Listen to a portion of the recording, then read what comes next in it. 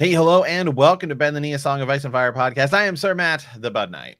And I am Ser Ezra, the Watchful. And friends, we have some news for you today. Our good friend George Martin has been at work in his winter garden. Yeah, as this is crazy. So we've been covering like anytime, hey, we get like a big update from George R. R. Martin on Winds of Winter, and man, this one's like crazy. He just keeps the biggest thing is that he's been talking about it more than he's talked about it in the past like 10 years, to be honest, about Winds of Winter, which is surprising in its own way, right? And so he did this he gave us this huge update here, so we're just gonna go ahead and hey, take a dive in here. So here we go. So a winter garden.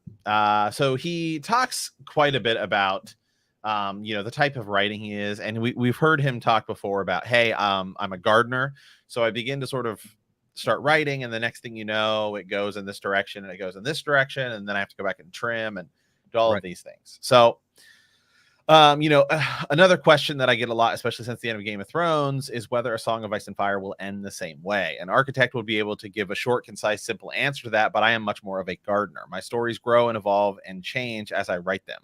I generally know where I'm going. Sure, the final destinations, the big set pieces, they have been in my head for years, for decades. In the case of A Song of Ice and Fire, there's a lot of there's a lot of devils in the details, and sometimes the ground changes under my feet as the words pour forth. Continuing on here, he goes on to talk a little bit more about some stuff like that, but I kind of want to just dive back into, which brings me to the Winds of Winter. Most of you know that I do not like to give details on winds. I am working on it. I have been working on it, and I will continue to work on it. Yes, I work on other things as well. I have nothing to. I love nothing more than to surprise my readers with twists and turns that they did not see coming. And I risk losing those moments if I go into too much detail, spoilers. Even saying that I'm working on a Tyrion chapter, as I did last week, gives away the fact that Tyrion isn't dead. Reading sample chapters at conventions and posting them online, which I did for years, gives away even more. I actually quite enjoyed doing that until the day came I realized I had read or posted the first couple hundred pages of Winds. If I had kept on with the readings, half the book might be out by now. So that's interesting. Oh, yeah. Yeah, because if he says if I had kept on with the readings of chapters, half the book would be out right now, which immediately says he's at least more than halfway done. That's good. Like that's really good. There he sort of confirms, I would say a little bit, I am more than halfway done, which we have assumed for the recently, right? Yeah. So I'm not going to give you any kind of detailed report on the book, but I will say this: I have been at work in my winter garden. Things are growing, changing, as does happen with us gardeners. Things twist, change, new ideas come to me. Old ideas prove unworkable. I write, I rewrite, I restructure, I rip everything apart and rewrite again. I go through doors that lead nowhere and doors that open marvels. Sounds mad, I know, but it's how I write. Always has been, always will be. What I've noticed more and more late, however, is my gardening is taking me much further and further away from the television series. Which is, first of all, that is interesting too. and we're gonna have to come back and like hyperanalyze that. Yeah. Because there's so much. Some of the things you saw on HBO in Game of Thrones, you will see in the Winds of Winter, but much of the rest will be quite different. And really, when you think about it, this was inevitable. These novels are much bigger and much more complex than the series. Certain things that happen on HBO will not happen in the books, and vice versa. I have viewpoint characters in the books never seen in the show, like Victorian, Arianne, Arya Hota, John Connington, Damphair. They will all have chapters, and the things they do or say will impact the story and these major characters who were on the show. I have legions of secondary characters, not POV, but nonetheless, important to the plot, who figure into the story, like Lady Stoneheart, Young Griff, a lot of these characters who we know. Some of the characters you saw in the show are quite different than they were in the novels. Yara is not Asha, and HBO's Euron is way, way, way, way different from mine. Quaithe still has a part to play, as does Rickon Stark and poor Jane Poole. The list is long. And there will be new characters. No new viewpoints, though. I promise you that, which is interesting, right? But all these journeys and battles and schemings to come, inevitably our major players will be encountering new people in lands far and near. One thing I can say in general terms that I will not be spoiling anything. Not all the characters who survived until the end of Game of Thrones will survive, and to the end of Song of Ice and Fire, and not all characters who died on Game of Thrones will die in A Song of Ice and Fire. Some will, sure, of course, maybe most, but definitely not all. So that means that's something else we're going to come back to here is some of the characters someone died that in the show that will not die in the books. Oh God. And perhaps more, because he says characters, so plural. The ending, you have to wait till I get there. No doubt that once I'm done, there'll be huge debate about which version is better. Some people will like my book, vice versa, like the show better. And it's fine. You pay your money, you make your choice. I do fear that a certain portion of the fans are so angry about how long it's taken that they are prepared to unread it, which saddens me, but there's nothing I can do but write the best book I can. Then he says, thank you all.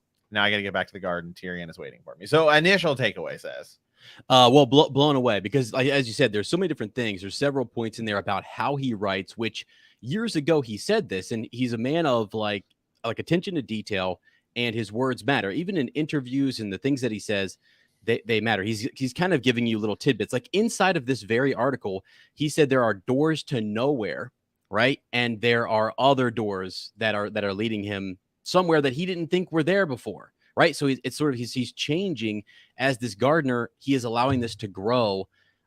He's watering it. He's in that interview. There's actually a link to a YouTube interview there where he goes on to kind of talk about, he knows that he planted an oak tree here, an apple tree here or whatever, but they grow and they might, things happen to those trees. Some of them bear fruit, some don't. And he moves on. It is such a monumental thing. The biggest thing for me was we're more than halfway through the book. And I wouldn't be surprised if he is like full on got the 3/4 of it flat out done and good. And he's just trying to finish up the last little bit. And it wouldn't, that's not, I don't know how long that would take, but I'm hopeful for even like a next year announcement, at least at the minute. I think next year he's going to announce like it's done at some point. So yeah. Yeah, it's crazy. Again, we've been talking as he's been updating recently. One, we think he's a lot closer, and two, so to me, first and foremost, we're gonna have to go through this like a big piece by piece here, because there's just so much to unpack, and I think that's really the only way to do it. So I would say the first kind of big takeaway, however, my gardening is taking me further and further away from the television series. Yes, some of the things you saw on Game of Thrones will be in the Winds of Winter, but much of the rest will be quite different. So there is kind of interesting, right? Mm-hmm. He's saying my gardening has been taking me further away from the television series. Yes. Not like, oh, hey, I knew this was going to happen. It's almost as if it feels like he's saying, I'm surprised it's actually taking me further away from the TV series, which means that the TV series is influencing and will influence the Winds of Winter, which we sort of said is potentially something that could happen. And now it feels like he's saying it is, which is that good or is that bad? Well, see, that's an interesting thing. We always go back to this idea, and I'm going to mention this one time very quickly and then we'll move on from it. But like, Dan and Dave, when they were trying to say, hey, what's the story going to be like? Well, it doesn't. He said, as of this update, it's changing. Even on him, the writer, it's changing. Whether you think it's changing because of the show, backlash from it, or whatever that might be, he said in the interview, he doesn't know. He knows that's an oak tree and it will be. And he does certain points that he knows we're driving towards or whatever. But along the way, things change and he's willing and open to change. He's not an architect, right? He's not laying out all these different plot points and driving to one thing. As it grows, if he likes a character more, cool, he's going to stick with that character, starting to kind of feel right. I feel like as a gardener too, he's grown. All these different vines are growing, these different plots, secondary characters, etc. And some of them might grow into really awesome things that he's like, you know what? I'm actually going to go over there and cultivate that more. And I want more of that. So that right there tells you that regardless of whether the show happened or not, he's telling you that's who he has been this entire time. Not just for Winds of Winter. He has wrote this story this way. So once he gets to the end of a book, he's like, all right, that's it. We're done. Moving on. Like that's it. He can't go back and really touch that. He can do stuff in the other books to kind of maybe correct or whatever, right the ship if he needs to for something. But for the most part, though, he has always been someone who evolves. His writing evolves over time. And that's pretty awesome. Now you throw in the factor that the show is out there. There's a lot of backlash about how they ended it. And he's saying flat out, they didn't actually, even what he gave them already with Euron, he said it's very, very, very, very different. And by the way, I'm changing things. And this is just how it goes. I think it's almost impossible, Matt, right, to separate the idea that like we'll never really know how much the show is influencing him versus just how much he would have changed this over the course of the pandemic or over time, regardless of the show. Would the story have been different if the show wouldn't have passed him by? It's too mixed. It's too muddled now. We'll never really know that, but it's cool. It's a really cool development. Yeah. And I guess, I'm good with that too, because hey, I mean, it just there's no reason I know you had your plan in mind, right? But even if the show didn't happen, he would still be doing this process of writing and evolving, and saying yes or no. But now, like, why would you go down the same route if nobody liked it? So in one sense, you've basically gotten free well, not free. I mean, you actually got paid an enormous amount of money for it. Feedback to say this isn't either we didn't either like this story or we didn't like the way this story was presented. So we as fans don't want the ending we got, which you and I have talked about, even the Game of Thrones, even the ending to the show. I think if you flipped it around a lot, because a lot of people, we've all talked about how could you have improved just season 8? So you still get to a lot of the same points, but how would you flip that around? And I think a lot of people are like, we want the Night King needs to be the end. Yeah. Right. For so sure. even if you just flip the ending we got and you had the Night King be the end, and Jon could still stab Dany or whatever, but it just we want the Night King to be the end of the whole thing. That would have made the end of the show that much better. Let alone stuff with young Griff and Lady Stoneheart and all these other characters who he has in his mind. So there's no reason to not take that feedback already and just improve it, let alone if he's going to continue to go into another direction, which is what it sounds like he's even doing, because he says, he's talked about it before. It's like, my ending will be different, but here he's saying my ending is kind of even changing. Yeah, it's actually moving away from the ending that he might have even had in mind when he talked to Dan and Dave. You know what I mean?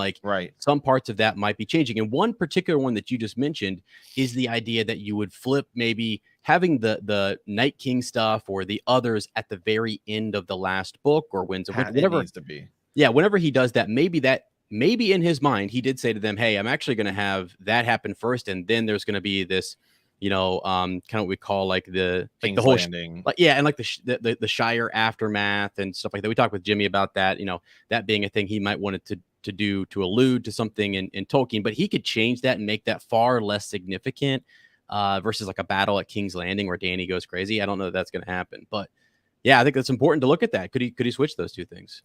Yeah. Hey, shout out here. Thanks, Wex. Wex is a secret target. He says, and we're live on YouTube for everyone listening on the podcast. My first thought when I read that blog was, what does Ben the Knee have to say? You two have become my go-to podcast for A Song of Ice and Fire news. Love the content. Well, thank you so much. Let's go, Wex. Thanks, man.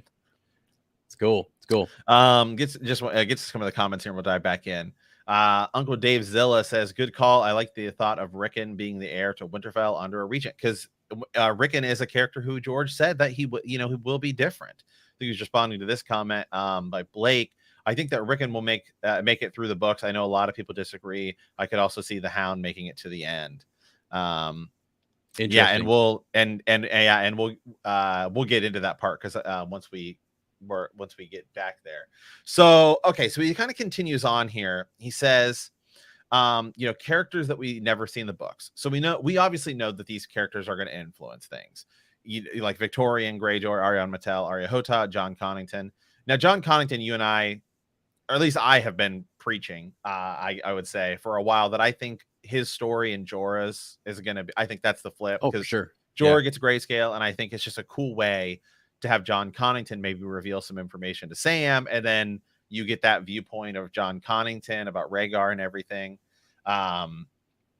And so that's one. So like they're all these guys are gonna have characters. Now he does go on to say that he will not add any new POV characters.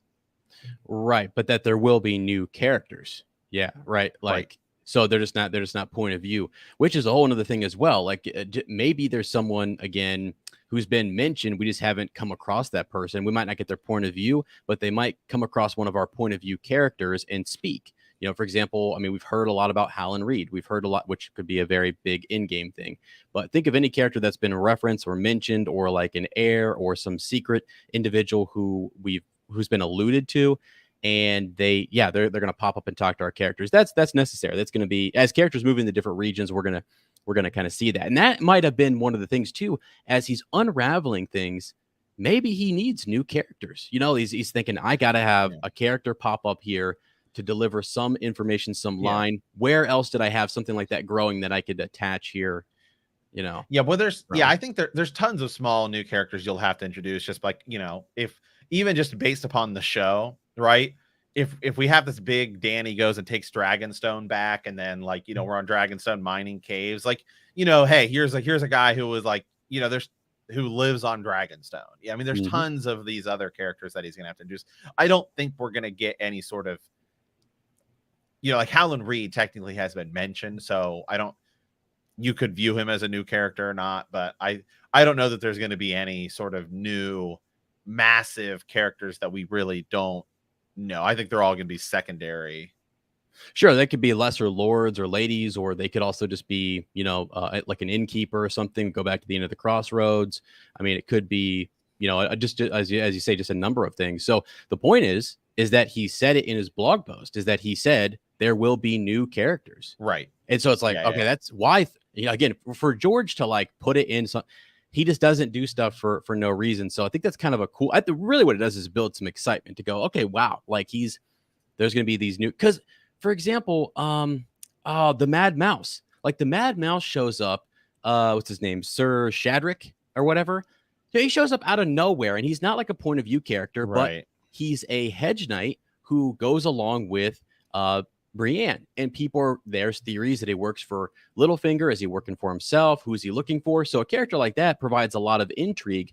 So really all you need is, again, somebody like that to come along and spice things up, or get people to, you know, help his point of view character move from one point to the next. And I think that's what he's been kind of thinking through. He talked about that Cersei knot, or that batch of chapters he needed to get through.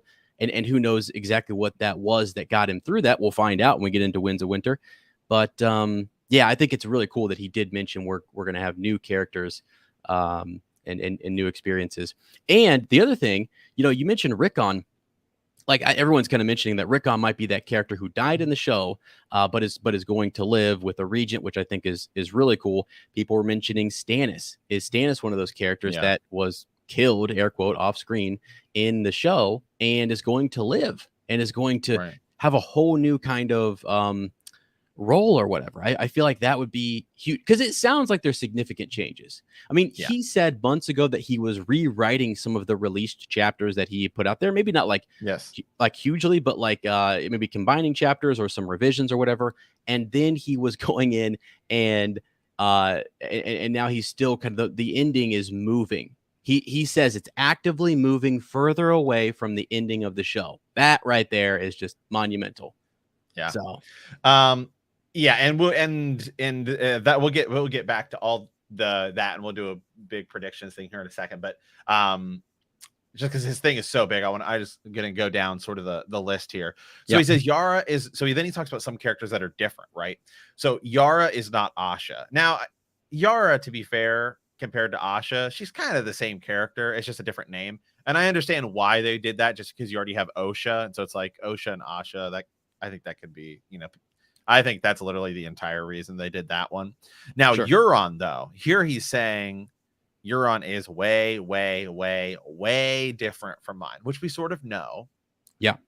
Yep. But is he hinting there that Euron like has a huge, huge, huge part to play? Because Euron in the show, one, you know, Euron shows up, kills Balon in the show, which we don't necessarily know that was him in the books, although it's pretty obvious it was, right? And then we do Kingsmoot. So like there are some things that are similar, but then Euron in the show just like kills a dragon, bangs Cersei, and then is like gets killed by Jaime. Like that's literally his entire plot in the show. So, but by saying he's going to be way different, you're saying no. Like there's a lot to him, and we sort of think Euron might end up being like Endgame territory. Yeah, 100%. I mean, there's a lot of Bran, we know, being the first point of view chapter, he's up there doing a lot of different things. His powers and his dreams and the symbolism around him is similar in a darker way to what Euron has going on, actually. So there's a lot of parallels between those two characters. And rumor that he was around Karth, and he's been around, or he's been a thought in George's mind for quite some time. So yeah, he's pointing out to us like that's not going to be anywhere close to what the show decided. We already think that he's going to take Hightower, and he's going to get to some extra sorcery or whatever. It's wild. He's got these horns, magical horns that literally are burning people from the inside out when they blow them. You've got Makoro there talking to his brother about what's on it and who's the true master of the horn. It seems like Victarion is being duped a little bit, actually. And Makoro is saying that, like, no, even though you have the horn, it's somehow still tied, possibly through blood, back to Euron. So there's just like way too much going on for that character to be anywhere near close. I mean, for him, yeah, it just would be, he would have to do a complete 180 on the character in the books to like have it kind of match up with the show, which is not what he's going to do. I'm not saying that, but it's just like that's how far off it already is. Yeah. So Quaithe still has a big part to play. Holy smokes, dude! Quaithe is like, you remember, okay, we're going into season 8, and you and I are making predictions. We're talking about, dude, is this it? Is Quaithe going to come forward in some way, and we're going to learn some bombshell drop or nothing? Not a clue. And that's also really neat. I kind of think George mentioned doors, and I think even some characters and visions and mystical powers provide doors to him that he can access later in his writing as the garden grows, because he could bring Quaithe back and now do stuff with Quaithe that maybe he wasn't going to do before. Maybe her role was lessened and it was meant to be more riddles and mystic, and we weren't really going to go that route. But he's seeing, hey, people kind of like an uptick in the mysticism or the prophecies, and they felt let down by that a lot. And maybe I need an inch more, not to really cave to what people are wanting, because we still love the Game of Thrones, the political, the realism of it as well. It's the legends in it that you're like, okay, he's very realistic, and that legends get blown out of proportion. They turn into these big things that aren't necessary. But then there's dragons, and then there really is blood magic. There really is power, and so seeing that amplified or turned up just a notch, I feel like is something that people want, and maybe was already going to happen in the books anyways, compared to what the show was giving us. So having Quaithe there is a big deal. I'm super interested to see what her role will be. That essentially says to me that she's going to appear again to Dany and say something else. So, wow, what could that be? I mean, another riddle or an answer to something or whatever. We're already still trying to decipher the Mummer's dragon and things like that, right? She's already given us a lot to kind of contemplate, and she seems to be more from like a shy. We're not really sure the whole lacquered sort of face mask and everything. We don't know who she is. It's a big mystery box that he can use going forward, and I love it. Yeah, it's really interesting with Quaithe because she provides all this sort of prophecy to Dany, so she still has a part to play. She doesn't have, like, I don't know. To me, it seems like we're gonna see her one more time. My guess is Dany sees her before she comes back. Comes to, well, I guess technically does come back to Westeros. Yeah, for sure. Well, think about this. People are in the chat, kind of, Blake's in there. Uncle Dave's also in there talking about the idea that she could be someone. She are a sea star, right? So it actually kind of fits in with what Bran is going through in Bloodraven. I mean, he's already kind of said some people have figured this out, right? Like they have figured out some of the secret identities or they're on to something. He's read stuff online where he's like, well, they got it. They picked up on the breadcrumbs. They picked up on what he was laying down, and they've sort of kind of figured it out. I'm not saying that we've got that one figured out, but it parallels really nicely. You've got, again, a Targaryen, and then you've got a Stark up here doing something in, north of the wall, Bran, and being with Bloodraven. And then you've got Dany, this other big character, it's would make sense that I guess it would be those two could somehow poetically be connected. Although George doesn't do everything, he sort of sets up a poetic situation just to kind of break it in front of your face, so. Right. Yeah. Okay, so some of the other characters he talks about here. So he says, Quaithe has a part to play, so does Rickon. So, and we've talked about Rickon, we've done a handful of videos on him, but let's bring him back, because then he does go into the point of some characters will survive. So, and because he talks, it's interesting, he talks about Rickon and then goes to the idea of not all the characters who survived until the end of Game of Thrones will survive until the end of A Song of Ice and Fire. And essentially vice versa. Not all the characters who died on Game of Thrones will die in A Song of Ice and Fire. So let's think, who are characters, and Rickon might be one of them, who die in Game of Thrones who will survive till the end of A Song of Ice and Fire. Not just the end of Winds of Winter. Right.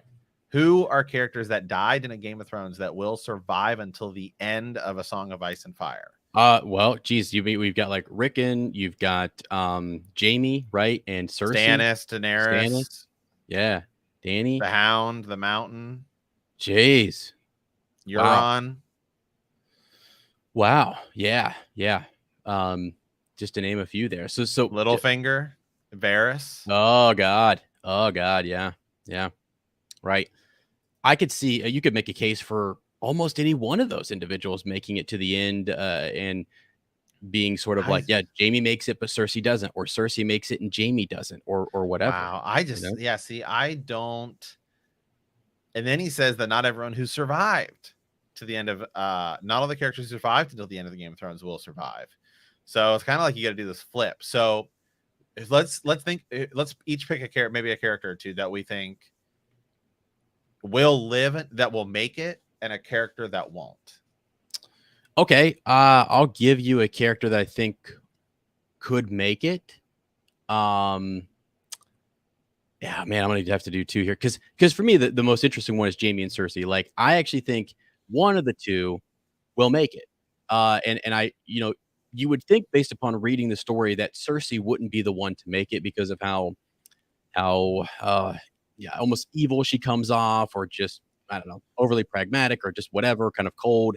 And then the prophecy, the Valonqar prophecy and all that would tell you that maybe she's not going to be the one to make it. But it's one of those things where it's all leading that direction for him just to kind of sweep it out from under our feet and say, nope, she's going to make it. And you guys started to get close to Jaime. You enjoyed Jaime's character arc, his redemption arc. And then, boom, he's actually going to be one who does die, just like he does in the show. And Cersei goes on to live. That would be wild. I don't necessarily think that's just hard. That's one of the toughest calls, I think, right there. Because I think one of those characters is making it and one of them is not. Yeah. So that's my character, I guess, Cersei, who is going to make it, but doesn't make it in the show. Okay. So let me see here. So Rickon, I could see living. I don't think George has George killed a kid that young on screen or on page. I don't think he has. Yeah, you got like the Miller's boys, but that was all, again, not something that was seen, right? It wasn't right. Really... Like when the Hound chases down the kid, it's like right, off Butcher screen. Boy. Yeah, no, yeah, right. Yeah, no, those things typically happen. You find out there. So that's just one thing. Because like Rickon in the show is quite a bit older than Rickon is in the books. Yeah, Rickon's still like under 5. Right. So I don't know. On one hand, we're like, oh, this is George R. Martin. He wouldn't do that. He wouldn't kill a kid. He would. I mean, but I just don't know. I just don't see it. Yeah. So Rickon is somebody who I could see survive. The Hound is another one. I still love the idea potentially of Azor Ahai being somebody who we don't suspect, and if that's the case, then it could be it could be the Hound, just because of like the whole like fear of fire, and then it ends up being ironic that he has to be, like Azor Ahai and the Prince that was promised are like two separate things. Mhm. And so I've still always just liked that idea, because I think it'd be funny, or not like funny, but like sort of, there's other irony to it, that the Hound then has to use this flaming sword to defeat Beric Dondarrion's maybe. Well, no, Beric Dondarrion's dead in the books, but he could come back. But he could come back. Like he lives in the show, which is ironic. It's crazy. Well, he dies at the very end, and right, yeah, at the very end, right. Yeah, I don't see Stannis surviving until the end. I think it's more likely that Stannis ends up being the Night King than Stannis surviving. Like maybe Melisandre, the whole reason she kept seeing Stannis in the flames was because he secretly ends up becoming like the leader of the Night King, and that's why she kept thinking he was the person, and then it realizes she was totally wrong. Something like that. Bran, I think, is safe. Arya, I think, is safe. Varys is somebody who could survive. Yeah. Because I felt like his death. But then a character who lives that actually dies. Yeah, that's tough. I think Brienne could probably die and not make it. But I felt like her ending was like really like. Oh, yeah. It was, kind of probably what's going to happen. Yeah, I felt like that one was pretty good. I'm trying to think of characters, who make it, like, Bronn, maybe. Bronn, I don't see Sansa, Arya, Jon. I mean, Dany's a character who could live on the other side. Yeah, obviously. For sure. Right. It's Sam. Like a lot of those characters, I think are gonna safe. make it. Maybe Grey Worm dies instead of Missandei. Right. Yeah, Tyrion, you think is still safe? Right? I think Tyrion. I don't think he can kill Tyrion. Yeah, I just don't think George would kill him. Right.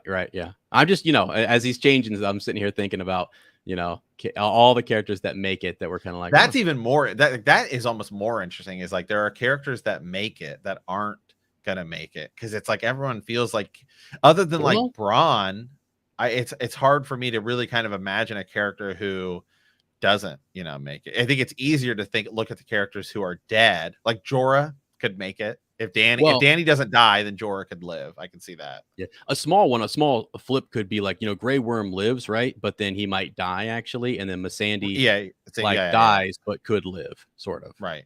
I don't know, because she's also super young and whatever, and is very talented, and you could use her for as an advisor and stuff like that. Does Lady of Stoneheart survive the whole thing? I don't know. That is just that is wild. I don't know. See, that's one of the biggest wild cards out there. I feel like she's going to do something with whatever bit of power or fire life is still in her. It's going to go to someone. People have talked about her raising Jon Snow. People have talked about her doing a lot of different stuff. Mira Reed could die trying to get Bran back. Could see that. Oh God, that would be so sad. That would be sad. Yeah, Bran might die to an act of heroism, like Dunk at Summerhall. I could see that. An interesting one that so the Tyrells, we know they're just sort of, what do more of them, make it, or because again, they're just kind of wrapped up into this little bow in the show, right? And they all just are most of them, right, are killed. So to have, because they're kind of split up right now, we're not really sure exactly in the book how her brother's going to get back there and stuff. So the Tyrells are interesting to kind of think about. Yeah, it's just it's so bizarre for me. Yeah, just who makes it that isn't like Bran. Maybe Bran ends up being the Night King, kind of a Blood Raven, all tied in there, and then he has to die. Right. Yeah. Someone, Robin. I guess like some of the characters who weren't big in the books, or who weren't really big in the show but are bigger in the books, like Brendan Tully, Robert Aaron. Yeah. Howland Reed technically survives. Right. Yara / could be Asha. She technically survives. Yeah. I mean, here's one. Does Theon live? I was gonna say Theon dies, but does he maybe live? I don't know. His ending is so sick. So good. Redemption arc, sick. Yeah. Man, that's a tough one. We'll have to do like a big episode where we just kind of put them in a box, like make a list or whatever, and start dragging people over to like this person died, but we think they could live or whatever, because that's what we did before season 8. We did who's going to live, who's going to die. Right. Yeah. Right. So, okay. Tormund could die. See, I don't see now. See, the crazy thing now is if he is being influenced by this stuff, there's a freaking Jon Snow show coming. How is that not influence his writing? Because now he's at least so like he's already said my ending is going to be changed based upon like the show. Like because I'm still writing it and I'm realizing how different it is. He's also realizing how different it is when he sees that there's a potential for a future beyond it because Kit Harington's hey, let's do this show. Yeah. So to me, I don't see any way that Tormund doesn't make it because I don't see how you can do the Jon Snow show without him. Yeah. Now that's an interesting point, is that they've come to him, and I go back to this with Kit Harington saying, hey, maybe I heard something from Dan and Dave that George said to them that could have been a part of my arc, but we didn't use or we didn't do. And he's going back to George saying, let's do this. They sit down together, they pencil it out. George is actively working in the Snow show, but like, how does that affect his writing? Is he thinking more now about Jon Snow and maybe even beyond his ending, right? He's already with the Snow show. He is clearly thinking beyond the endpoints that he gave to Dan and Dave. And so even though those endpoints maybe are going to be very different from his book, I feel like his mind now with the Snow sequel show is like flashing forward beyond his work, which again would cause him to think, beyond the end game of his series, A Song of Ice and Fire, which is wild. Right. Yeah, I mean, let's just run through some characters who live. Okay. Yeah. And just see any way we think whether they could. I now whether he had we'll start at the top. Jon. Okay. I see no way that he kills Jon. Now, no. Like I could see an argument for killing him before the idea of even a Jon Snow sequel. Right. Because okay, like it makes sense. Jon dies in some sort of final battle. Like that's an easy way out. But now he's already saying that, hey, I'm being influenced by the end of the show, and there's just now he has a potential to write another book. Right. Yeah, for sure. Yeah, I there's no way that I would see him killing Jon Snow anymore. As you said, you could have made that case before or whatever, but there's really no way now. So, okay. I'll just keep running through the list. Sansa. Yeah. I don't see any way Sansa dies. No. Because she's someone who has seen, well, it's like as soon as a character starts to kind of make a turn towards like we see this like a redemption arc for Jaime, or we see Arya learning cool stuff, Sansa's coming around. It's sort of like, we get so close to them because Arya, we're going to come to probably next or whatever, is like his wife's favorite character, like very, very safe. No way. So Sansa equally, I feel like, is close. Arya, I feel like, is more safe than Sansa, but there's definitely more going on there. And he indicated in his post that Jane Poole still has like a role to play in terms of maybe something bad or good. Who knows what's going to happen with that? But she kind of fills in for that spot that Sansa filled in or was in the show. I don't think Sansa's. I think she makes it. Still. Because again, I think it's far easier to look at all of the characters who died and say like, well, they could live. Okay, I can literally see an argument for every single one of those characters. Right. I think it's harder the other way around to say which characters died, other than like Dany. Like Dany's the obvious sort of okay. Dany ends up living. That one's like easy, and then Jorah sort of by association. That's an easy change. Yeah. I think a tough one. You just mentioned Sansa, so just to hang on that for a second. If Sansa were to die, if you were going to do that, you do have another sister. You do have Arya, who's reluctant to sort of be a queen in the North or whatever. But if that's what they needed, if Bran really took another role, or Rickon needed a regent, and it seems more fitting that Sansa would be that. Just like it was in the show, that seemed to work really well. I enjoyed that ending, but I guess if you had to, it would be one of those things to have sort of those two coming together, Arya and Sansa, and working together to defeat Baelish if they do that or whatever, maybe work with their mother. But in some way, I don't know, do you think, what about Sam? No way. There's no way. I don't think so. Because I think he is your knowledge or your information source. Like he is someone who, like you said, with John Connington, being close to Marwyn the Mage, the Sphinx, and so on, being near Euron, he ties a lot of things now in that region to the north, and you need sort of this, I mean, kind of transfer of information and stuff like that. He feels like the perfect person to do that, unless right at the very end he's just killed, which was just infuriate me. You know what I mean? Because I love him, and it's so funny because he'll go down in legend as Sam the Slayer, and we all knew up close and personal that he was kind of not really living up to that name. But over the 10,000 years from now, Sam the Slayer is legendary. Okay, here's one for you. Here's a character who dies in the show, but has not died in the books. Alistair Thorne. Oh my, yeah. No, because remember we've done a full breakdown on him, but in the show, he is there and he is part of the mutiny that kills Jon. Right. For the Watch. In the books, he's gone while all that happens. Yeah, and I think as much as he doesn't like Jon and he doesn't whatever, he is very much still you do things the right way, even if it is just supporting, Slint when Slint's there or whatever. Doesn't matter. He's still doing things sort of technically by the rules, by the book. He has some honor, and he was sent away intentionally so he couldn't be roped in with all this sort of stuff. Some people suggest that he was still plotting with Clytus and the Pink Letter and all that kind of stuff, but I truly think he's out of it. And I think he'll come back and be pissed. I actually think it's him who will come back and hang a lot of them and bring justice back to the Night's Watch a little bit. So I feel like he could live on, because again, there's that Targaryen loyalty that he has.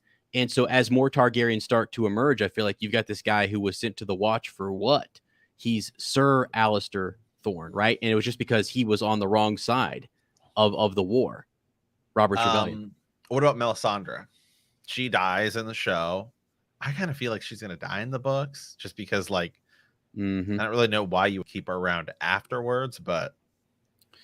Yeah, unless, I mean, that could be one of those things, though, that he is changing. You know what I mean? Maybe he changes that and she just mysteriously disappears, because with her, when you have a character like that who is older or who can use magic and who can prolong their life, and she wears the sort of the ruby or whatever, it's sort of like a Yoda character who can help you tie other things together. So if he wanted to do something beyond A Song of Ice and Fire, and he's talking to Jon Snow about this whole thing, I mean, not that he's going to try to write his book to line up with what would be happening in a show versus Jon Snow show, but I mean, it's a character that has a lot of information and is on this arc where she's getting a lot of things wrong, misinterpreting stuff. And seemingly what they did in season 8 was have sort of this little redemption arc, because Davos is like, she should be killed for the stuff that she's done. And she does sort of come back and help them face the night, which is full of terrors. So, but I think having her live, actually, you could make a case that she might live on and go back to Ashai or something. So, yeah. So I saw in the chat here. Oh my God. Someone was saying, how about Ser Barristan? So, because Ser Barristan in the show is killed. And I think people are suggesting it seems like in the books he's about to be killed in Winds of Winter. Yeah, it seems like he's going on this charge where he's sort of training these young lads, and they're about to sort of have their big battle there at Marine. I keep saying I hope he lives. I really think it would be cool for him to kind of live on, because he definitely still has information that every conversation he has with Dany, we sort of pick through, because he knows about Rhaegar. He knows the secrets of Rhaegar. He understood maybe some of what was going on at the tourney at Harrenhal. So characters like that have information, when they die, it's gone. It goes with them. You know what I mean? Like Eddard Stark, gone. I mean, we don't get to talk to him anymore about all the secrets and the Promise Me Ned stuff or anything, which is wild. So has he given us everything that he can? Does he leave a letter? I really hope not. But he's, like next level. I just absolutely love that character. So I'd love to see him come back to Westeros at least. Ramsay. Technically, and Roose Bolton. They're both still alive, but technically they both do die in the show. I don't see them surviving. I don't see them surviving the books, but technically they do. That's true. They because you have to look. You have to look at characters who obviously have only died in a Game of Thrones, but have not died thus far in A Song of Ice and Fire. Because there's a lot of characters obviously that have died in both. Right. Exactly. So, yeah, I mean, these characters are still alive in the books, and seems like they're going to be rooted out. I guess I could see them going back and sort of being dealt with later or whatever, but I don't know. There's this whole mystical element around Roose and immortality and these little things. I think what people have said are just for fun, that just really something that George is playing with and just sort of messing with people with. But who knows? Maybe there is more to that. Maybe he's been bleached, blood magic. Hodor. Oh God, no! That seems. See, I think Hodor has to die. Yeah, in the same way. Yeah, and because George said, epic. Yeah, that was one when he said that's a moment I gave them. That is happening. That probably is already in that first maybe halfway through. I don't know, 3/4 the way through the book. Who knows? You know, Mance Rayder is technically dead. He dies in the show, but he has not died yet in the books. Yeah, that's it, because he's been, the King Beyond the Wall has been around for so long in George's mind. He's introduced like chapter 1. Right. So I've always thought that any character who was introduced early on in the book series has potential to be there till end game. I mean, and just could play a big role. And so the longer we see him in this role or in this capacity, I feel like, yeah, he might kind of hang around, because there's the whole pink letter thing. There's him sort of with the spear wives, and seemingly they got out of there. So yeah. What about Marcella and Tommen?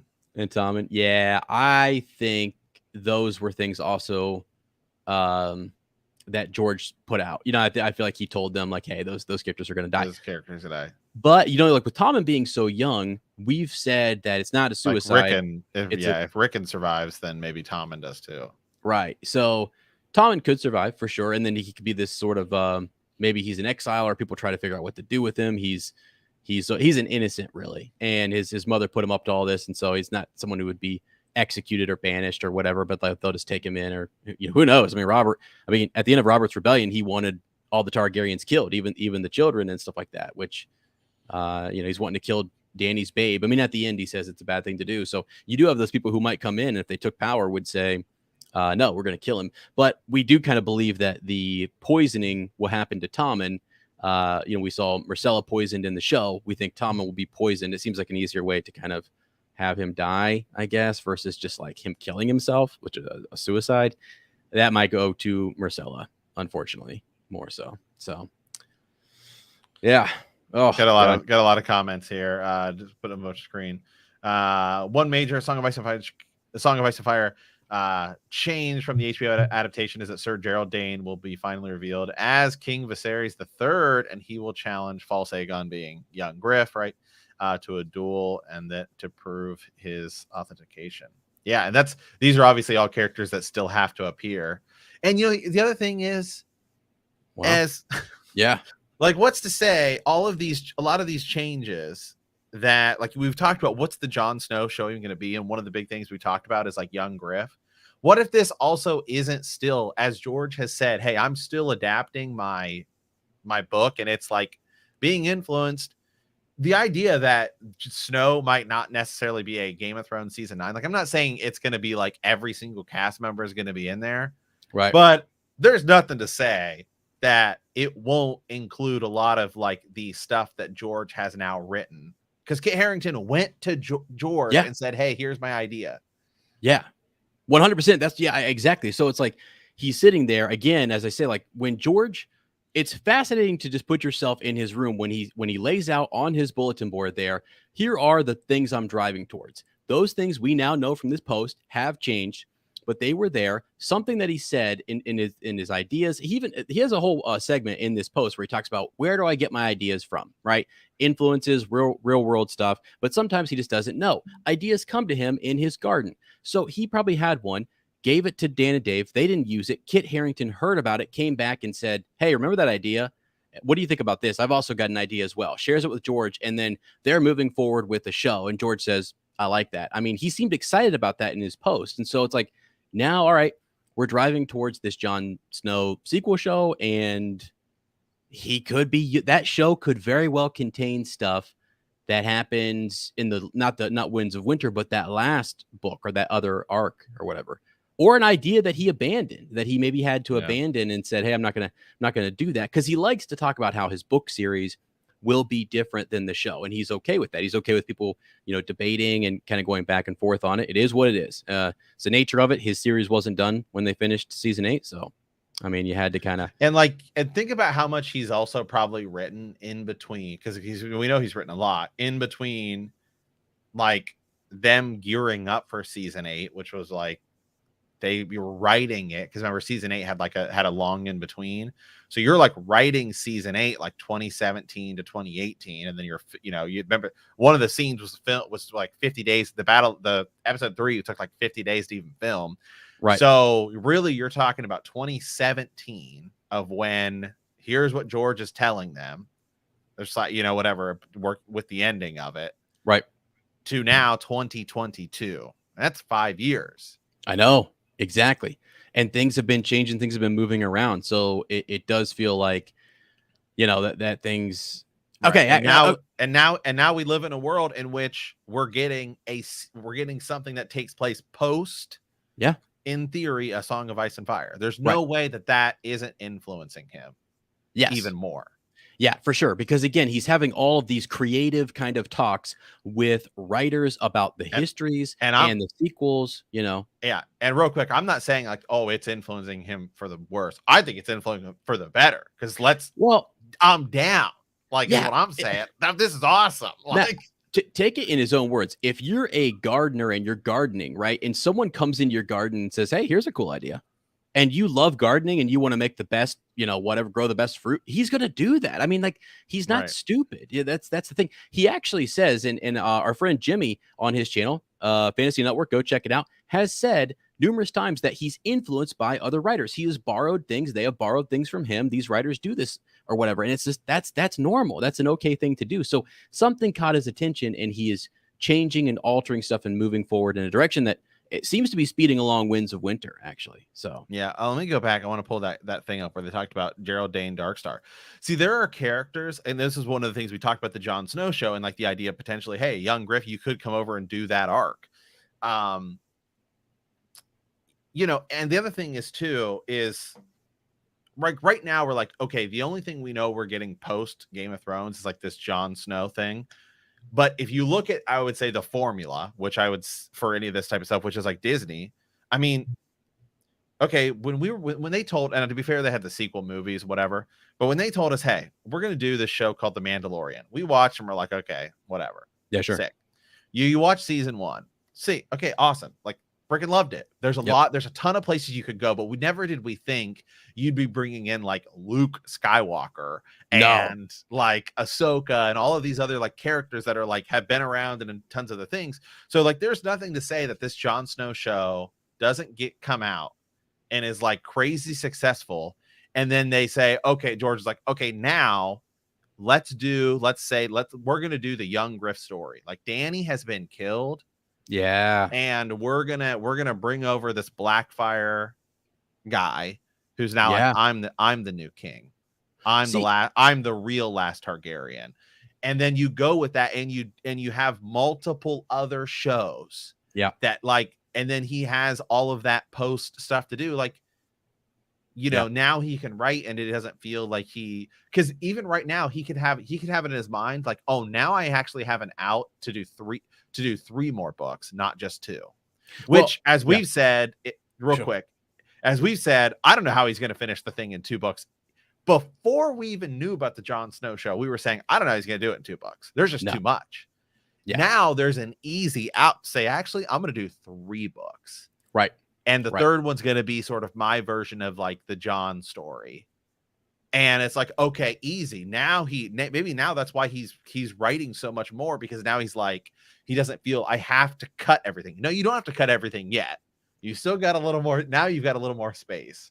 Right. Yeah, no, that's a really good point, because he could now, as you say, he's already said that the ending is going to be different. It's actually driving away from the ending we already have. So book and showverse are now completely different. So if you want to bring back in material that he has been using that we've already seen in the book that was never used in the show, and you want to do that, it's really not going to change a whole lot. I mean, it's already so drastically different that bringing in a character like, people would say, well, we're way past that point. There's no way you can kind of do that. Or maybe in the book, he dies before this Jon Snow thing. It doesn't matter. They're alternative universes now. You have the show verse and you've got the book verse. And you're exactly right, man. I think he could easily pull from that and say, guys, because he loves film, he loves TV. And I think he loves the idea of writing that and coming up with something that's different and entertaining for fans. Take a piece, take a plot line that fans really like, and let's run with that, and bring him the Golden Company coming back, and even though they kind of might have to be a different company or whatever, but still.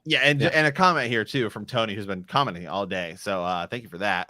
Saying I think it's a North-centric show. I do think that certainly like this first season of the Jon thing will be a North-centric show. Like if you look at say Mandalorian, like the first thing was its own little story that had elements of the larger Star Wars universe pulled into it. Like the Marvel shows are different because they took well-established characters and gave them their own story. Whereas I think like Mandalorian, I think is probably what I actually would compare this to, even though Jon is in his own way like a thing. Where it's just like this is like its own self-contained sort of story. Like those things were tied to everything. But the Marvel Cinematic Universe is totally different than like Game of Thrones, where Game of Thrones really you have all these different characters, but like Jon is kind of like the main character throughout. Yeah, good point. I agree. And then there's nothing to say that season 1 won't end with like something that ties into something bigger, and then the next thing you know, because you already have Gwendolyn Christie's like, I'm down to come back. Oh yeah, for sure. I mean, Amelia Clark, she can say what she wants. I mean, if they want her back and she wants to come back, they'll freaking do it, and it's going to be stellar. But also, Amelia Clark is too big of a star to say like, oh hey, like she's one of those stars who's like, I'm not involved, but she's Matt, Andrew Garfield literally said like I had to lie for 3 years. He did. He lied for years, and I'm okay with them lying in Spider-Man. I want in every interview for her to say not involved. I wish I could be blah blah, but knowing in the back of my mind that they will pay her whatever because she is one of the most beloved show characters ever. Right? I mean, she is the character, and so people love her. She's just a badass queen. And we want to see her back with her dragons. They set it up where she flew away, the whole thing. But as you say, it might be more of a end of season 1 of that Snow show. And I even like the idea of like his sister Sansa sending word, "Hey, Winterfell has been raided," or Bran's like, "I need your help," So those are all cool things. Yeah. But is it going to influence I think because it's just. It's too like if you go back and you begin, which we did an episode where we broke down the whole Snow show, and you look at like the things George was saying around the time where he's saying, hey, we got all these sequels planned, these successor shows, which is interesting. The idea, because I go back to the Jon Snow thing, we just sort of took the idea of a successor show as well. These are all prequels because there's no way they would ever go beyond. Right. But he specifically told us, no, we have successor shows. Yes. Which does in duality sort of mean prequels and potentially anything to happen afterwards, because that is actually a successor show. So like he was telling us things, and then suddenly he was writing a lot more about, you know what I mean? It was kind of like hey, HBO said, hey, we're doing House of the Dragon, and then he said there's actually a lot of shows in there. Oh, and by the way, I've suddenly been revitalized in my writing. Yeah. Yes. For what reason? Exactly. I feel like it was actually much more of this Jon Snow show that's really been like gotten him back to grinding it out. Exactly. And we can go back and look. He said this has been in development as long as those other shows. And as Matt said, he said he could have said prequel shows, but he chose not to. He said successor shows, which left it open, which is what George does. He chooses his words wisely. If he says prequels and you find out later there's a sequel, well, he was just lying to you. But he's a wordsmith enough that he can say successor shows, and it could be both. And so that's exactly what happened. And I think that's, again, the brilliance of him. That's why we break down his not a blog post, because there's everything. Every word in there freaking matters. I mean, at some point we'll get back to like the doors and different things. I want to talk at one point what crazy theories out there could be changing. Going into season 8, we were talking about the Crypts of Winterfell playing a big deal. We were talking about Quaithe coming back. We were talking about Syrio Forel and stuff that he was in, not today, right? And all these things that could come up again that we didn't see in season 8, but I feel like all of it's back on the table now. All the crazy tinfoil stuff that we were thinking going into this now, he's moving and changing stuff around. So yeah, I feel like anything could happen, you know? It's crazy. It's absolutely wild. Yeah, it's great. I mean, someone was talking about this. You brought up the Darkstar. You don't think a whole lot about Darkstar, but the idea there's something going on in Dorne and with the Targaryens and secret alliances and shipping people away. Elia Martell was from Dorne, right? The Prince of Dorne shows up there to kind of figure stuff out. Her brother was in the Kingsguard. So that when you put that up on the screen earlier, it's like he has a lot of doors that he created that he was like, I'm gonna leave a way in which I could. I put wording and phrases in my story so that way I could go back to that door if I ever need to. And I feel like he's gone back to doors that he hasn't been to in years. And that has created some of this, opening these things up, as well as the Jon conversation. It seemingly has propelled him and to the point where he's like, yeah, I thought about that. That was an idea. Now let's think about it some more. And the more you do, other doors are created. So yeah, wild. Awesome. All right, guys. Well, hey, we will be back with so much more, about this, because who knows? There's so much sort of interesting directions that this could all go. And this whole breakdown here, this is just sort of our initial read through of it, but we're gonna have to come back and sort of do a lot of like specific videos on just like who do we think lives, who dies, and how do you get there, because there's just so much. But certainly this update from George was absolutely insane, because it just opens the door. George is sitting there holding the door saying, oh no. I know the door's open. Okay, hey, before we click off, one more, I just want to know from Sir Matt, are you encouraged in any way by this update that we're closer to does this encourage you that Winds of Winter is possibly closer? Yeah. Okay. That because people were asking that earlier, like, do we think it's coming out next year? Well, now I don't believe that he's going to end it in 2 books, which we've been saying he shouldn't do anyway. No, like, take your time, George. If you have to write 8 books, write 8. Because the whole deal is we've sat and looked at wins and we're just like, dude, there's just no way that you can end this thing. Like, even without the possibility of extending it further, like, just like take away the idea of it, like a Jon Snow that takes place post, right? Like whatever. We said there's just no way you can end this in 2 books. Just right as it stands right now, there's no way you can end this in 2 books. I mean, that's the whole reason it was supposed to be 3 books, and it's turned into, and 3 turned into 7. And like half of Winds of Winter is stuff he couldn't even include in A Dance with Dragons, which he had to split into 2 books because it was too big. Yeah. The garden has grown out of control, and that's an amazing thing, because that's fine. That's fine. That's how he writes. So that's Wheel of Time is 14 books, right? Yeah. Yep. It's fine, George. You can write it can be 10 books. Like, that's fine. I feel like one of the biggest problems with Winds is that he's like, I gotta lock this down to 7. Yeah.